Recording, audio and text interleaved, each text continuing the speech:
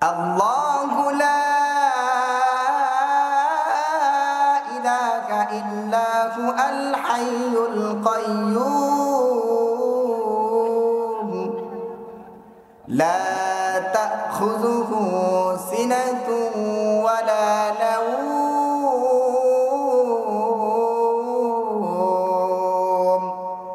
আল্লাহ বলেন, আমি আল্লাহ এমন এক সত্তা যিনি চিরঞ্জীব, চিরসত্য, যার কোনো মরণ নাই, যার কোনো ঘুম নাই, তন্দ্রাও নাই, ঘুমের ভাবও নাই, যে আল্লাহ 24 ঘন্টা দুনিয়ার বাসীর প্রতি তাকায় থাকে। বান্দা আল্লাহর কাছে কি চায় বসে থাকে, বান্দা কখন আল্লাহর কাছে জীবনের গুনার জন্য মাপ চায় বসে থাকে, কখন আল্লাহর কাছে কি চায় বসে থাকে, আল্লাহ তাআলা জানেন কি জানেন না? অবশ্যই আল্লাহ তাআলা জানেন। এই জন্য মোহতারাম হাজরিন, আল্লাহ যে একজন আছে, আল্লাহ যে আমাদের সব কিছু করেন, এর বিশ্বাস থাকতে হবে কি হবে না? অবশ্যই বিশ্বাস রাখতে হবে। কেননা আমাকে আল্লাহ তাআলা, আমাকে আপনি আল্লাহ তাআলা বানাইছেন। কে বানাইছেন? এখানে সকলকে কে বানাইছেন? একটা মানুষকে আল্লাহ কেমন ভাবে বানায়? ইমাম মালিক রাহমাতুল্লাহি আলাইহি বলছেন, একটা মানব আকৃতি আমার কাছে আল্লাহ তাআলার পরিচয়। একটা মানুষকে আল্লাহ কেমন ভাবে বানাইছেন? একটা মানুষকে আল্লাহ তাআলা কেমন ভাবে বানাইছেন? একটা মানুষ বানাইতে গিয়ে আল্লাহ তাআলা 7টা ধাপে মানুষকে বানাইছেন। কয়টা ধাপে? 7টা স্তরে আল্লাহ তাআলা একটা মানুষকে বানাইছেন। 7টা স্তর হইতে 9 মাস 10 দিনের মতো সময় হয়, অথবা 10 মাস লাগে। 7টা তক্কায় আল্লাহ তাআলা মানুষকে বানাইছেন। কিভাবে আল্লাহ তাআলা আমাকে আপনাকে বানাইছেন? প্রভুর কত বড় কুদরত, কত বড় লীলা খেলা, কত বড় দয়া! আমার আল্লাহ আমাকে আপনাকে কিভাবে বানাইছেন? আল্লাহ তাআলা সূরাতুল মুমিন আয়াত নাম্বার 12 এর মধ্যে আল্লাহ তাআলা মানুষকে কিভাবে বানাইছেন এর পরিচয় তুলে ধরছেন। মানুষকে আল্লাহ তাআলা একের পর ধাপে ধাপে কিভাবে বানাইছেন এর পরিচয় আল্লাহ তাআলা তুলে ধরছেন। আল্লাহ বলেন, ওয়ালাকাদ খালাকনাল ইনসানা ফি সুলালাতিন মিন তিন। দৈনিক ৮৬,৪০০ বার সেকেন্ড হয়। দৈনিক ৮৬,৪০০ বার সেকেন্ড হয় 24 ঘন্টায়। এই 24 ঘন্টার ভিতরে প্রত্যেকটা মানুষ 25 থেকে 26,000 বার সে তার শ্বাস নিঃশ্বাসটা আদান প্রদান করে। সে তার শ্বাসটা সে তার নাক দিয়ে বের করে। একবার পৃথিবীতে বের হয়, আবার ভিতরে ঢুকে। কয়বার? 25 থেকে 26,000 বার। প্রত্যেকবার প্রত্যেকটা শ্বাস নিঃশ্বাস আদান প্রদানের ক্ষেত্রে ফেরেশতারা আল্লাহর কাছ থেকে অনুমতি নেই। আল্লাহ, আপনার বান্দার শ্বাসটা দুনিয়াতে আসছে, বের হয়েছে, এখন কি ভিতরে দেওয়ার অনুমতি আছে? আল্লাহ বলেন, অনুমতি দেব। আবার যখন ভিতরে ঢুকে ফেরেশতারা আবার বলে, আল্লাহ ভিতরে ঢুকছে, বের হওয়ার কোনো অনুমতি আছে? আল্লাহ বলে, দেও। দৈনিক কতবার? 25 থেকে 26,000 বার আবার আপনার জন্য আল্লাহর কাছ থেকে অনুমতি নিতেছে ফেরেশতারা। যেই সময় আল্লাহ বলবে বান্দার শ্বাস আদান প্রদান বন্ধ করে দাও, ওই দিনই আমি আপনি দুনিয়া থেকে চলে যাইতে হবে। শ্বাস নিঃশ্বাস বের হবে না, ভিতরে ঢুকবে না, বের হবে না, মানুষটা আর বাঁচবে? মানুষটা আর বাঁচবে না। তো আল্লাহ তাআলার শুকর আদায় করার দরকার আছে না নাই? আবারও বলি আলহামদুলিল্লাহ। ভাইয়েরা আমার, আল্লাহ তাআলা দুনিয়ার মানুষকে কত কোটি কত লক্ষ লক্ষ নিয়ামত দিয়ে রাখছেন। দুনিয়ার মানুষ কোনোদিন শেষ করতে পারবে না। বান্দা যদি বলে আমি আল্লাহ তাআলার নিয়ামতগুলা গণনা করব, গণব, বসে বসে গণব, কোনোদিন বান্দা আল্লাহর নিয়ামত গুনে শেষ করতে পারবে না।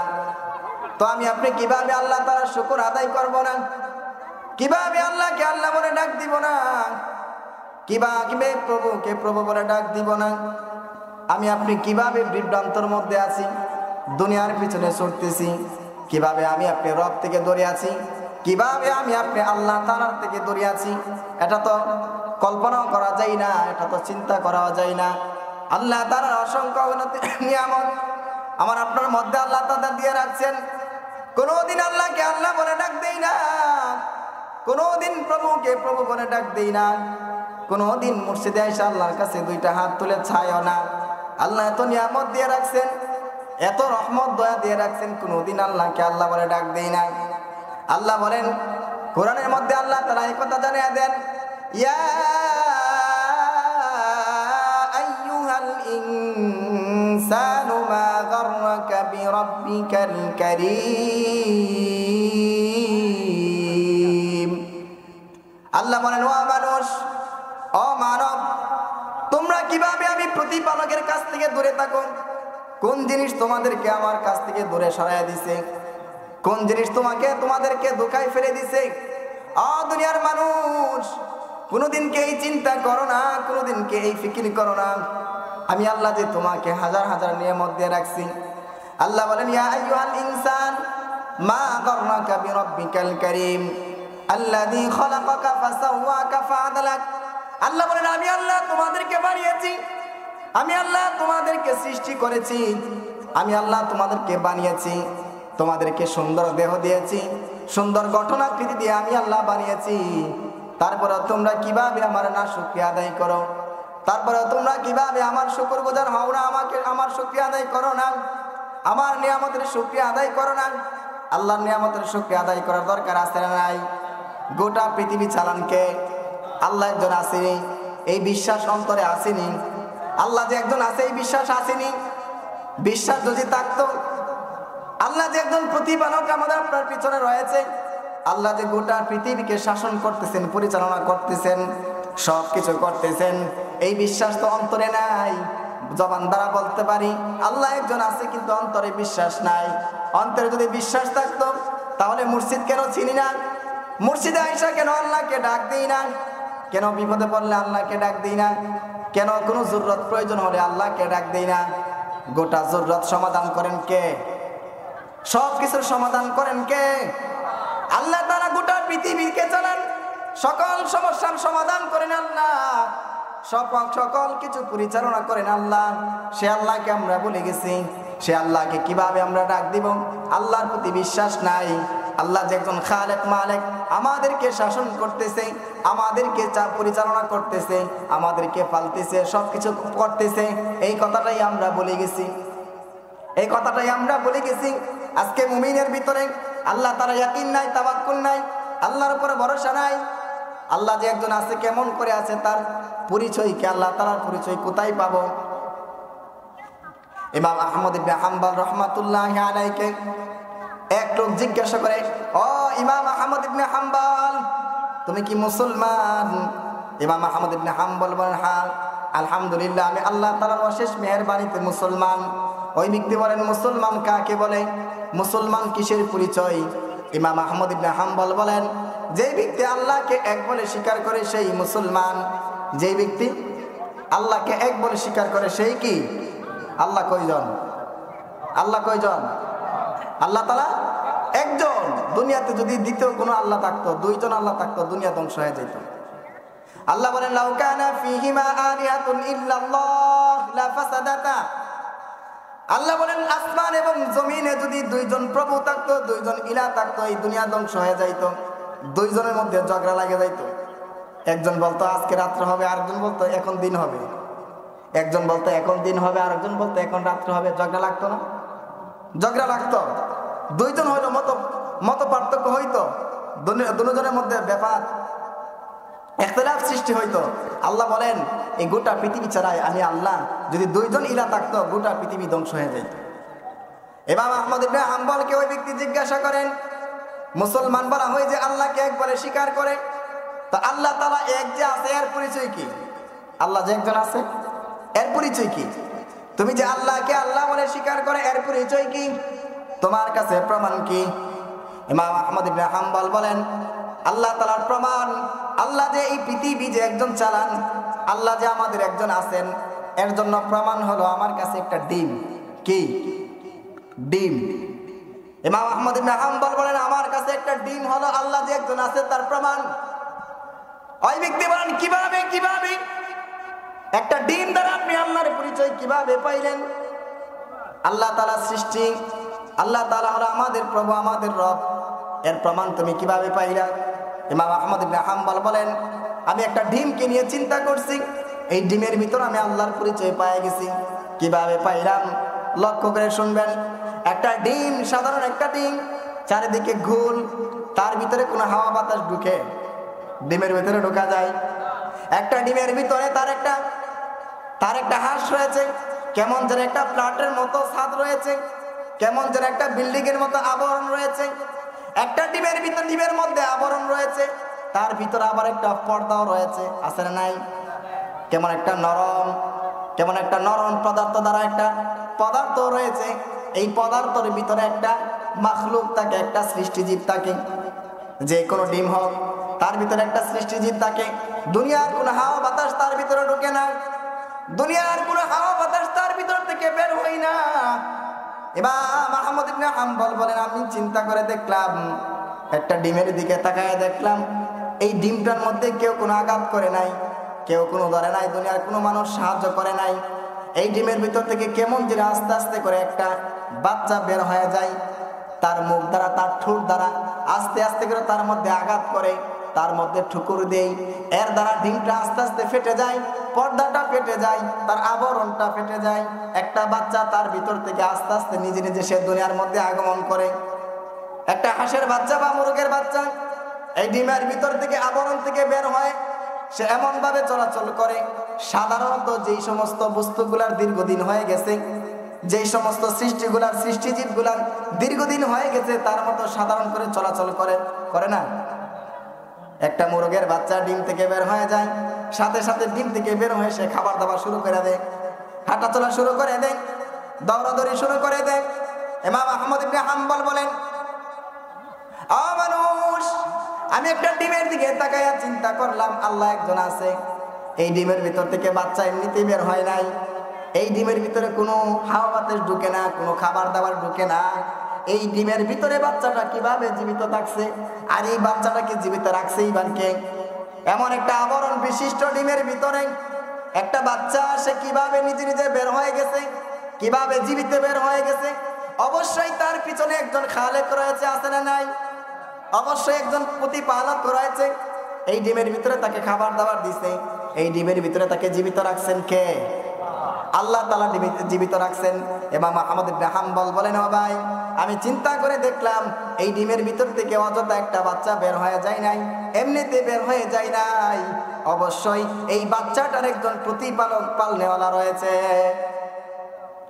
ইমাম মালিক রাহমাতুল্লাহি আলাইহি বাদশা হারুন রশিদ জিজ্ঞাসা করছেন, ও ইমাম মালিক, আল্লাহ যে একজন আছে, এর পরিচয় তোমার দ্বারা কি? মুহতারাম হাজিরিন, আমি আপনাদেরকে বুঝাইতে চাইতেছি, আল্লাহ যে গোটা পৃথিবীকে পরিচালনা করেন, গোটা জগতের খালেক, তিনি গোটা জগতের মালিক, যিনি গোটা জগতের প্রত্যেকটা বস্তুকে যিনি পরিচালনা করেন, এর পরিচয় তুলে ধরতেছি। ইমাম মালিক রাহমাতুল্লাহি আলাইহি বাদশা হারুন রশিদ জিজ্ঞাসা করছেন, ও ইমাম মালিক, আল্লাহ যে একজন আছে, এর প্রমাণ কি তোমার কাছে? আল্লাহ যে একজন প্রভু রয়েছে, আল্লাহ যে একজন রব রয়েছে, তোমাদের এর পরিচয় কি? ইমাম মালিক রাহমাতুল্লাহি আলাইহি বলেন, আল্লাহ যে একজন আছে, এর পরিচয় হলো আমার কাছে একটা মানুষ। কি? আমার কাছে একটা মানুষ। আল্লাহ যে একজন আছে, এর পরিচয় হলো আমার কাছে একটা মানব আকৃতি, মানুষের গঠন গাঠন। কিভাবে বুঝলা? ইমাম মালিক রাহমাতুল্লাহি আলাইহি বলেন, ও বাদশা হারুন রশিদ, আল্লাহ যে একজন আছে, এর পরিচয় হলো আমার কাছে একটা মানুষ। কেমন করে পরিচয় পাইলা? আমি একটা মানুষের দিকে তাকায় দেখলাম, দুনিয়ার মধ্যে লক্ষ লক্ষ কোটি কোটি আল্লাহ তাআলা বান্দা বানায় রাখছেন, মানুষ বানায় রাখছেন। একটা মানুষের চেহারার সাথে আরেকটা মানুষের চেহারার মিল নাই, আছে? একটা মানুষের চেহারার সাথে আরেকটা মানুষের চেহারার মিল নাই, তার গঠন গাঠনের মিল নাই, তার চেহারার আকৃতির সাথে মিল নাই, শরীরের গঠন গাঠনের সাথে মিল নাই, শরীরের গঠন গাঠন টিকলাতে হাতের সাথে মিল নাই, পাওয়ারের সাথে মিল নাই, চুলের সাথে মিল নাই। আল্লাহ তাআলা এই পৃথিবীর মধ্যে কোটি কোটি মানুষ বানায় রাখছেন, একটা মানুষের সাথে আরেকটা মানুষের মিল নাই। এমন অমিল করছেন কে? আরো জোরে বলেন, এমন করছেন কে? এই পৃথিবীর মধ্যে আল্লাহ তাআলা কোটি কোটি মানুষ বানায় রাখছেন, কোন একটা মানুষের সাথে আরেকটা মানুষ মিলে না। এক পরিবারের মধ্যে 10 ভাই 15 ভাই, 10 জন সদস্য একই মায়ের গর্ভে থেকে হয়েছে, একজনের সাথে আরেকজনের মিল নাই, একজনের কালারের সাথে আরেকজনের কালার মিল নাই, একজন সুন্দর একজন কালো, একজন লম্বা আরেকজন খাটো, একজন চিকন একজন মোটা। এমন পার্থক্য করছেন কে? এমন পার্থক্য করছেন কে? আরো জোরে বলেন। আল্লাহ একজন আছে কিনা? নাই। আল্লাহ অবশ্যই একজন রয়েছেন। এই জন্য প্রতিনিয়তই আমাকে আপনাকে আল্লাহর উপর ভরসা করতে হবে। প্রত্যেকটা কাজ করেন, প্রত্যেকটা কাজের পিছনে পিছনে আল্লাহ তাআলা ক্ষমতা দিয়ে রাখছেন, হাজার হাজার লক্ষ লক্ষ কোটি ফেরেশতা দিয়ে রাখছেন। আল্লাহ একজন আছে না নাই? আল্লাহর কি মরণ আছে? আল্লাহর কি ঘুম আছে? এমন এক প্রভু, এমন এক জাত, যার কোনো মরণ নাই, যার কোনো ঘুম নাই, তন্দ্রাও নাই। আল্লাহ এমন এক জাত, এমন এক সত্তা। প্রভু যদি ঘুমায় যায়, বান্দা যদি আল্লাহর কাছে কোনো কিছু চায় বসে, আর ওই সময় যদি প্রভু ঘুমন্ত অবস্থায় থাকে, এটা তো প্রভুর পরিচয় হতে পারে না, এটা আল্লাহর পরিচয় হতে পারে না। প্রভু ঘুমায় গেছে, রাত্রে গভীর নিদ্রিতে যদি নিদ্রায় অবস্থায় যদি কোনো বান্দা আল্লাহর কাছে কোনো কিছু চায় বসে, আল্লাহ যদি না দিতে পারে, এটা আল্লাহ হতে পারে না, এমন জাত প্রভু হতে পারে না। কিন্তু আমার আল্লাহ এমন সত্তা, যার কোনো মরণ নাই, যার কোনো তন্দ্রা নাই, ঘুম নাই। আল্লাহ বলেন, আল্লাহু লা ইলাহা ইল্লা হুয়াল হাইয়ুল কাইয়্যুম লা তাখুযুহু সিনাতুন ওয়ালা নাওম।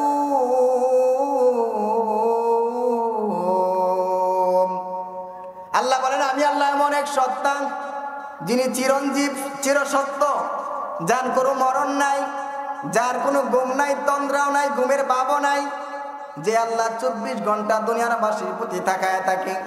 বান্দা আল্লাহর কাছে কি চায় বসে থাকে, বান্দা কখন আল্লাহর কাছে জীবনের গুনার জন্য মাপ চায় বসে থাকে, কখন আল্লাহর কাছে কি চায় বসে থাকে, আল্লাহ তাআলা জানেন কি জানেন না? অবশ্যই আল্লাহ তাআলা জানেন। এই জন্য মোহতারাম হাজরিন, আল্লাহ যে একজন আছে, আল্লাহ যে আমাদের সব কিছু করেন, এর বিশ্বাস থাকতে হবে কি হবে না? অবশ্যই বিশ্বাস রাখতে হবে।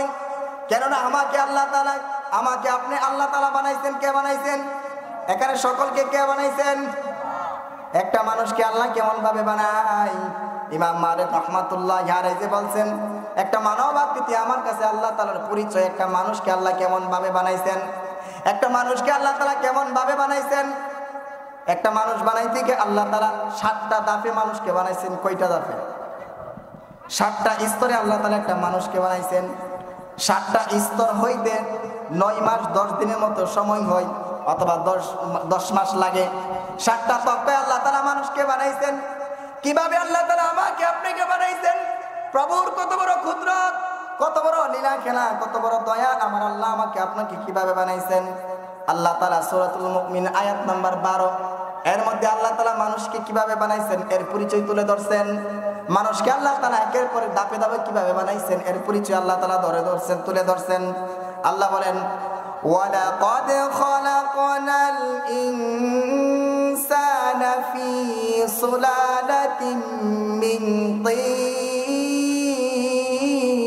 তিন সুম্মা খালাকনান নুতফাতা আলাকাতান ফি ক্বারারিন মাকিন।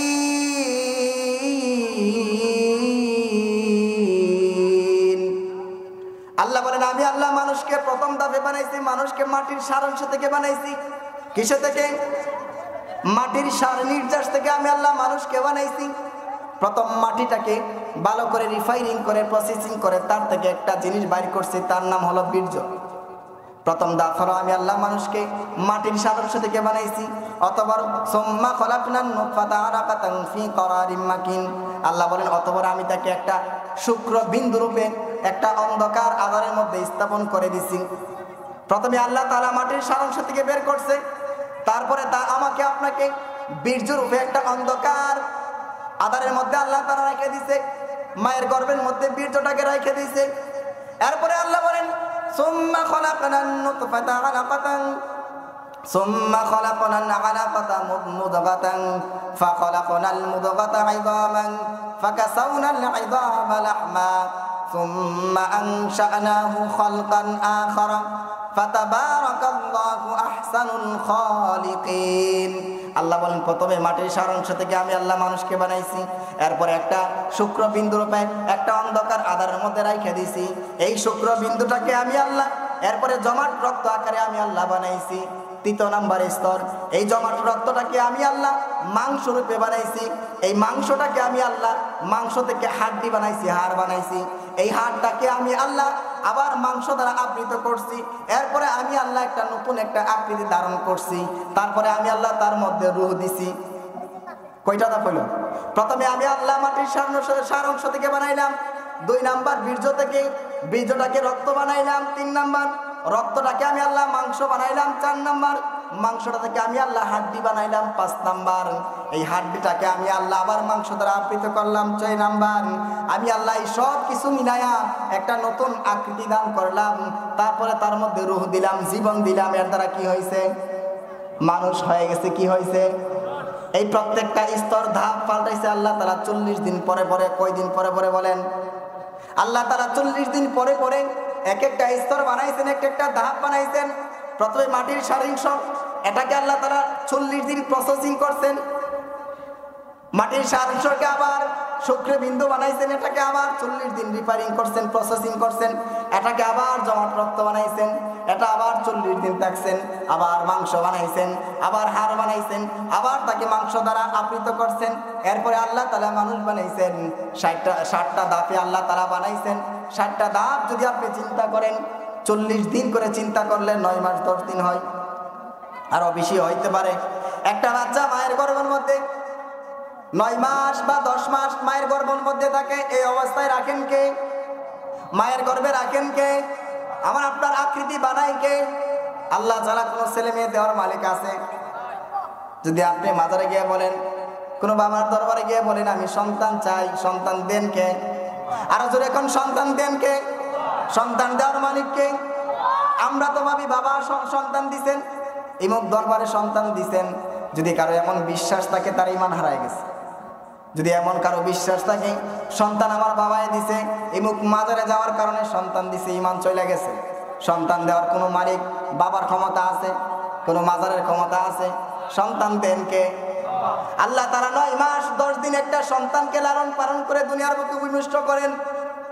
মায়ের গর্ভের মধ্যে, অন্ধকারের মধ্যে, যেখানে দুনিয়ার কোনো হাওয়া বাতাস ঢুকে না, দুনিয়ার কোনো খাদ্য ওই ছেলের সন্তান মেয়ের সন্তান খাইতে পারে না। মায়ের গর্ভের মধ্যে সন্তানকে লালন পালন করেন কে? আরো জোরে কোন কে? আল্লাহ তাআলা গোটা পৃথিবীকে চালান, গোটা পৃথিবীর মানুষকে আল্লাহ তাআলা চালান। ও ভাই, ও বাবা, আমাকে আপনাকে চিন্তা করতে হবে। আল্লাহ তাআলা অবশ্যই আমার আপনার পিছনে একজন পালনেওয়ালা আছে। আল্লাহর কুদরত কেমন, আল্লাহর কুদরত কেমন! কবি কবিতা আকারে আল্লাহর কিছু পরিচয় তুলে ধরছেন, আল্লাহর কিছু পরিচয় তুলে ধরছেন। কবি বলেন,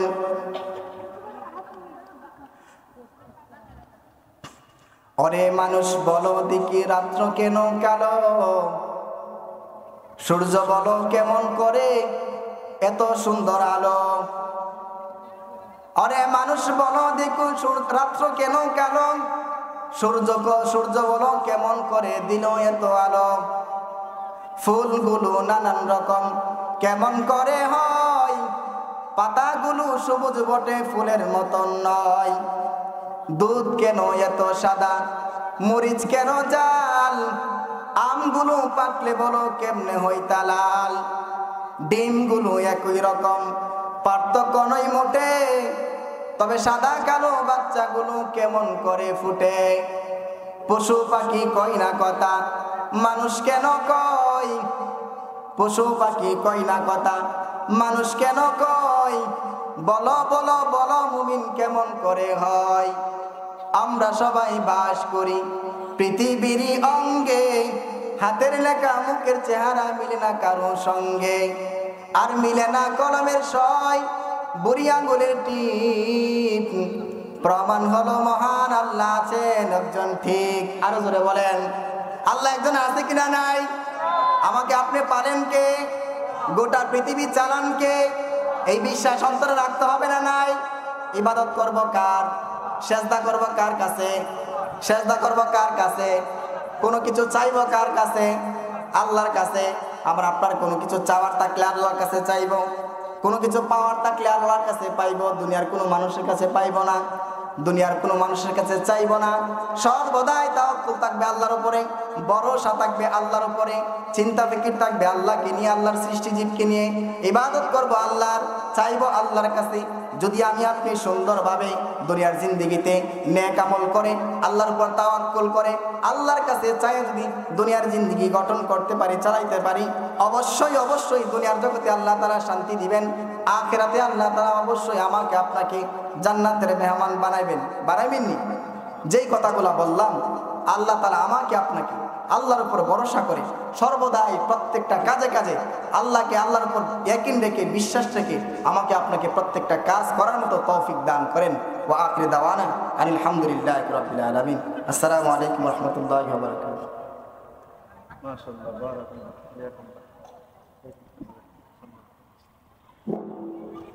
মুহতারাম হাজরিন, হযরত অত্যন্ত গুরুত্বপূর্ণ আলোচনা করেছেন। এই পর্যায়ে আপনাদের সম্মুখে মূল্যবান তকবীর